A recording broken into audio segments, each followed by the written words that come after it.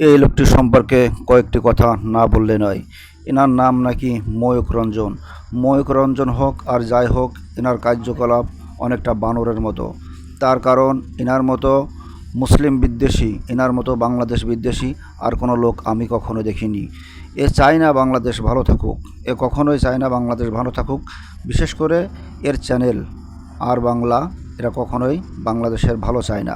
এরা চায় কীভাবে বাংলাদেশের ভিতরে ফ্যাসাদ দাঙ্গা লেগে থাকুক, এরা এটাই চায়।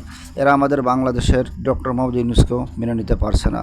এদের প্রধানমন্ত্রী হচ্ছে চা বিক্রেতা। যখন 5ই আগস্টের পরে শত শত ভুয়া ভিডিও এরা আপলোড করেছে, দেখুন বিভিন্ন ভিডিও এনে এরা দেখাচ্ছে হিন্দুদের ঘরবাড়ি জ্বালিয়ে দিয়েছে। আসলে এগুলো সম্পূর্ণ ভুয়া ভিডিও।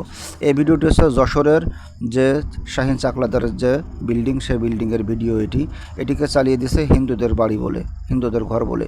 এর সাথে আমাদের বাংলাদেশের কিছু ভারতের দালাল যারা আছে, এরা এই ময়ূক রঞ্জনের সাথে পাগলের মতো নাচানাচি করতেছে।